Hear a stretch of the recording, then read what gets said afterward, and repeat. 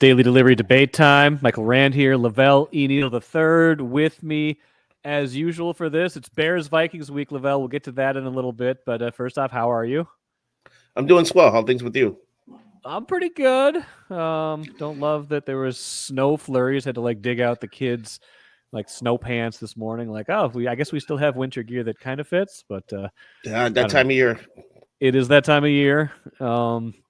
It's the time of year where lots of things are happening. So I want to start with number one for our debate. Who, to this point, would you say is winning the Timberwolves Knicks, Karl-Anthony Towns, Julius Randle, Dante DiVincenzo trade?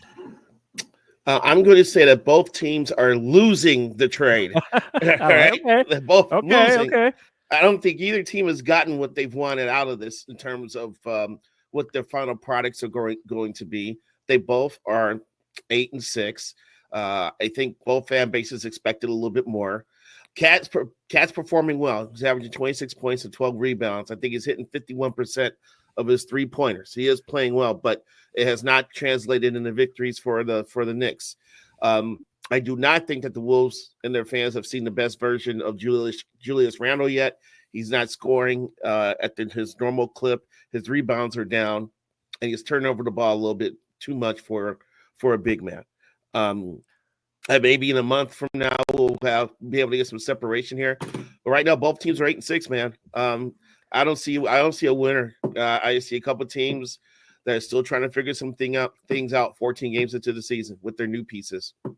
I don't think either team should be surprised at what they've gotten so far. Towns has been a great offensive player, but I think it was a story in The Ringer recently about how awful he's been defensively. And if you're asking Towns to be your primary five, which he didn't have to be here the last couple of years, remember, he shifted more to power forward, let Rudy Gobert be that kind of rim protector, ball chasing, kind of cleaning up all the messes. When you're asking Towns to be your rim protector, it's not going to be pretty. And his defense has been atrocious this year. Part of the reason they're 8-6. Julius Randle, they're having to adjust to his style. I think maybe the kind of weird minus is I want to like Dante DiVincenzo, and I like him. He's just not playing as well as I thought he would so far. He's not making shots at the clip that he did last year. I think he's a good fit. He just hasn't had his best 14 games so far.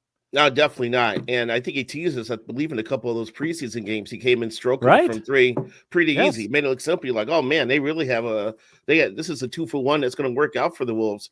But it's not transpired since the regular season has begun. So I think a lot of us expect Dante to pick it up from the perimeter as he gets more comfortable here. But I don't know, how many games should it take for a player to get comfortable in a new environment, in a new city, in a new system? We're finding out now. Both teams, the Knicks and the Wolves, are finding out. Yeah, I think you're right, too, in that if you had to say both teams are losing, I still think the Wolves got the better of the deal, and I think that'll prove itself out over time.